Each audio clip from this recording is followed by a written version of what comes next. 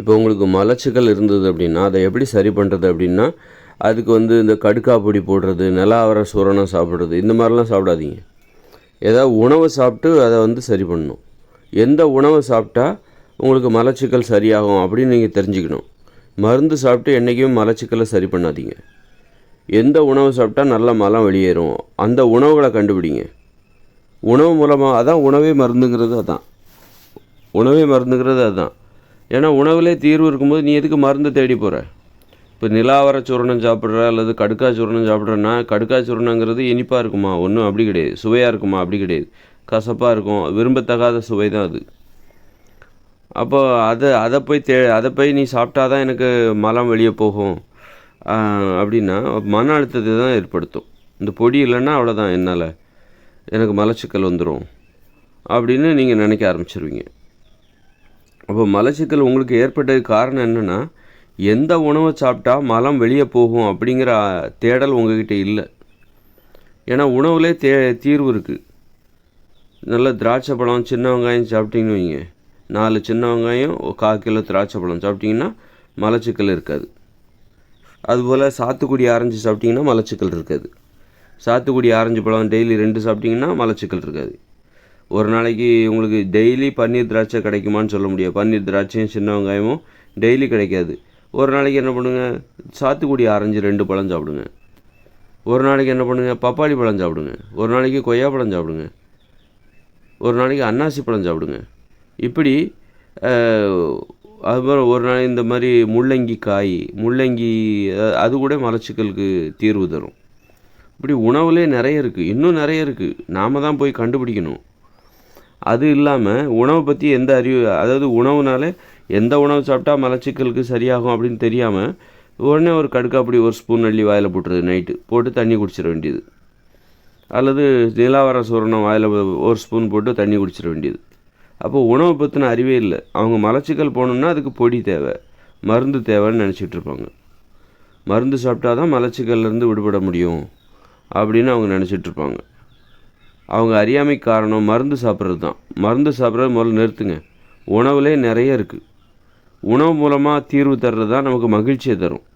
இந்த உணவு ஏன்னா வயிறு நிறையுதில்ல. இப்போது 1/4 கிலோ திராட்சை பழம், பன்னீர் திராட்சை, ஒரு 4-5 சின்ன வெங்காயம், இதை காலையில் ஒரு 11 மணிக்கு சாப்பிடுங்க.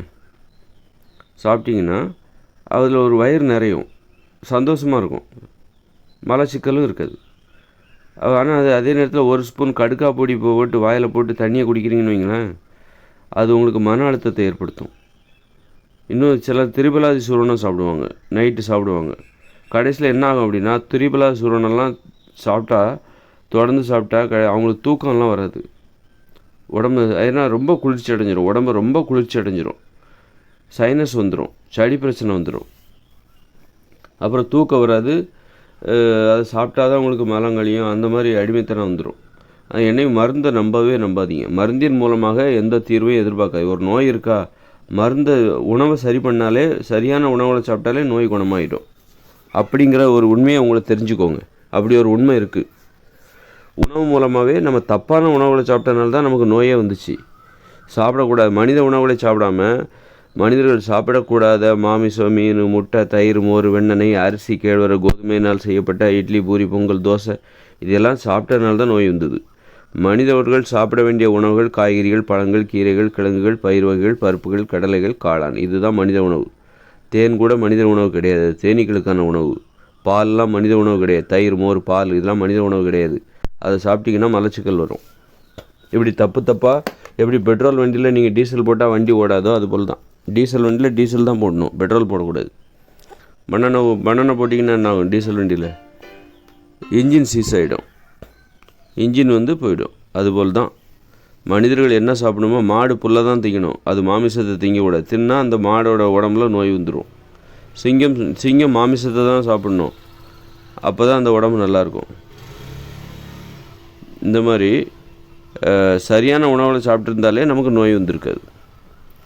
அதனால் உணவே மருந்துன்னு எதுக்கு சொல்கிறாங்கன்னா, மருத்துவத்தன்மையுடைய உணவுகளை சாப்பிடுங்க. இப்போ எல்லா காய்கறியும் சாப்பிட்டா மலச்சிக்கல் வரவே வராதா? எந்த காய்கறி சாப்பிட்டாலும் மலச்சிக்கல் வராதா அப்படின்லாம் கிடையாது. இந்த பழங்கள்லேயே பார்த்தீங்கன்னா, இப்போ வாழைப்பழம் சாப்பிட்டா மலச்சிக்கல் சரியாகும்னு சொல்ல முடியாது. வாழைப்பழத்தெல்லாம் வந்து அந்த குணம் இருக்குதா என்னன்னு சொல்ல முடியாது. ஆனால் கண்டிப்பாக பப்பாளி பழம் சாப்பிட்டா நல்ல மலச்சிக்கலே இருக்காது. அது எல்லா சீசன்லேயும் கிடைக்கும். அந்தந்த சீசனில் தான் பப்பாளி பழம் கிடைக்கும். அப்போ பப்பாளி பழம் அந்த சீசனில் பப்பாளி பழம் சாப்பிட்ருங்க ஒரு மாதத்துக்கு. அடுத்த சீசனில் மாம்பழம், அது நல்ல மலச்சிக்கலை நல்லா போக்கும். மாம்பழம், அப்புறம் திராட்சை, பன்னீர் திராட்சை, அப்புறம் சாத்துக்குடி ஆரஞ்சு, அப்புறம் அன்னாசி பழம், இதெல்லாம் மலச்சிக்கலை போக்கக்கூடிய அற்புதமான உணவுகள். அப்புறம் பார்த்திங்கன்னா இந்த திராட்சை பழம், சின்ன வெங்காயம் சேர்த்து சாப்பிட்டிங்கன்னா மலச்சிக்கல் இல்லாமல் போயிடும், சுத்தமாக இருக்காது.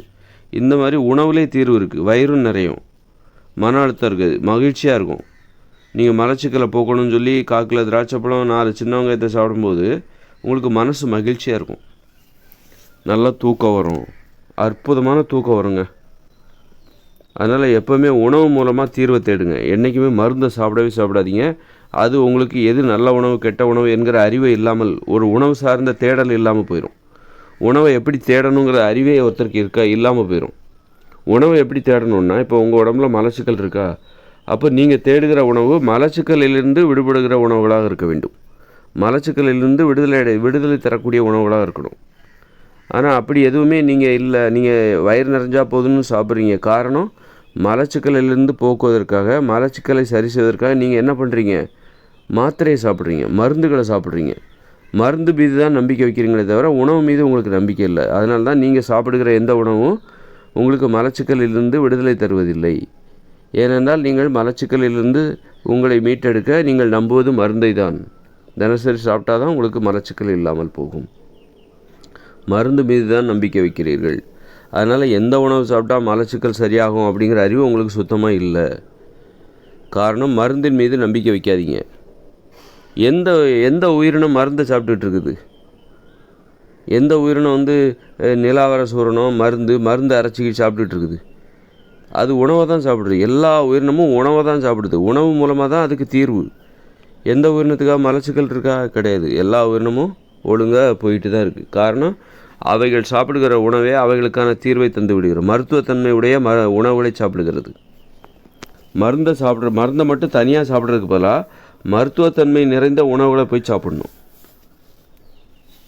அது மாதிரி மலச்சிக்கல், அப்புறம் வந்து சோம்பலாக இருக்கா, அதுக்கு ஏதாவது ஒரு உணவு. நல்ல சோம்பலாக இருக்குன்னா இந்த பப்பாளி பழம் சாப்பிடணும். நல்லா நரம்பு மண்டலம் ஆண்மை குறைவாக அந்தந்த சீசனில் பப்பாளி பழம் சாப்பிட்டிங்கன்னா அது ஆண்மை குறைவை சரி பண்ணும்.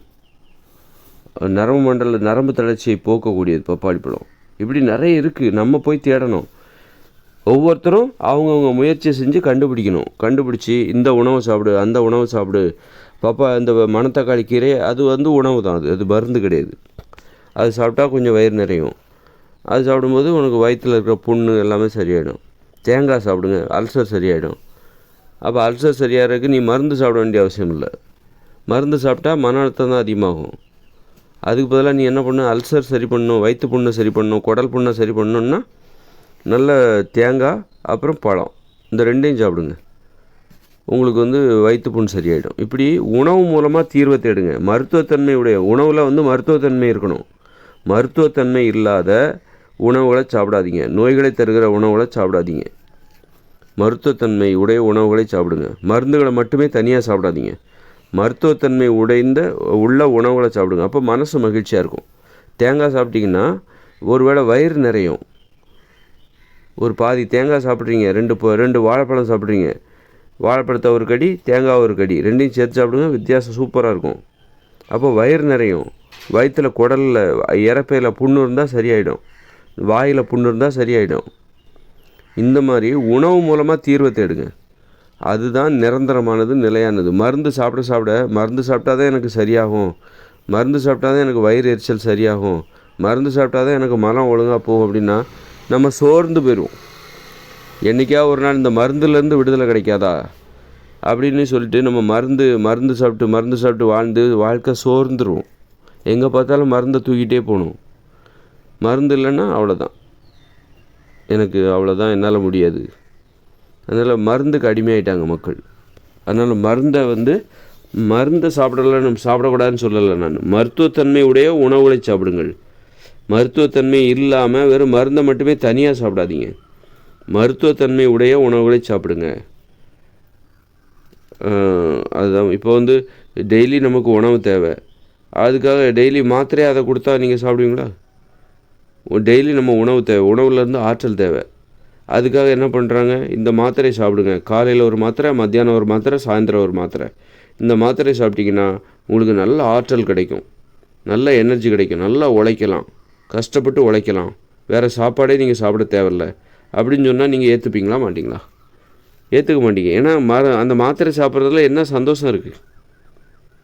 அப்போ உணவு நம்ம வந்து நமக்கு ஆற்றல் தேவைன்னா ஆற்றல் தேவைன்னா நமக்கு வந்து மாத்திரை சாப்பிட்டு நம்ம அந்த ஆற்றலை பெறுவதாக இருந்தால் அதில் என்ன சந்தோஷம் இருக்குது? உணவு சாப்பிட்றதே ஒரு சந்தோஷமாக இருக்கணும். அது நமக்கு ஆற்றலை வேறு தருகிறது. நம்ம உணவு சாப்பிட்றோம், ஒரு ஆப்பிள் பழத்தையோ அன்னாசி பழத்தையோ கொய்யா பழத்தையோ சாப்பிட்றோம், வயிறு நிறையுது. தேங்காய் சாப்பிட்றோம், வயிறு நிறையுது.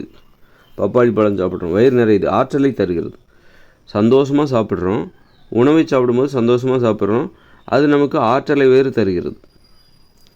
அப்போது அந்த சாப்பாடு சந்தோஷம் இருக்குது பாருங்கள். உணவே மருந்துன்னு ஏன் சொல்கிறாங்கன்னா, அந்த சாப்பாடு சாப்பிடும்போது உணவு சாப்பிடும்போது அதில் ஒரு சந்தோஷம் இருக்குது.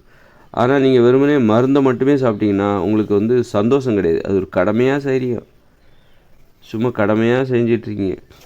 அப்போ உங்களுக்கு மன அழுத்தம் அதிகமாகும், சோர்ந்துருவீங்க.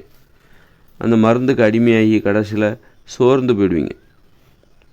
இந்த வாழ்க்கையே போர் அடிச்சிடும். என்னடா மருந்து சாப்பிட்டே இருக்கணும், நிரந்தர தீர்வு கிடைக்க மாட்டேங்குது. சாப்பிட்டா தான் அந்த சரியாகுது, இன்றைக்கி சாப்பிட்டா தான் இன்றைக்கி சுகர் சரியாகுது. ஒரு நிரந்தரமாக சுகரை குணப்படுத்துகிற மாதிரி ஒரு மருந்து இல்லையா? டெய்லி இந்த மாத்திரைகளை சாப்பிட்டு டயர்டாகி போகுது. டெய்லி 7 மாத்திரை வாயில் போட்டு தண்ணி குடிக்க வேண்டியது இருக்குது. டயர்டாகிடுதுங்க, என்னால் முடியலை அப்படின்ற மாதிரி தான் ஆயிடுச்சு மக்களுடைய. மருந்துக்கு அடிமையாகிடாதீங்க. உணவு மூலமாக தீர்வை தேடுங்க. என்றைக்குமே மருந்து மூலமாக தீர்வை தேடாதீங்க. மருத்துவத்தன்மையுடைய உணவுகளை சாப்பிடுங்க.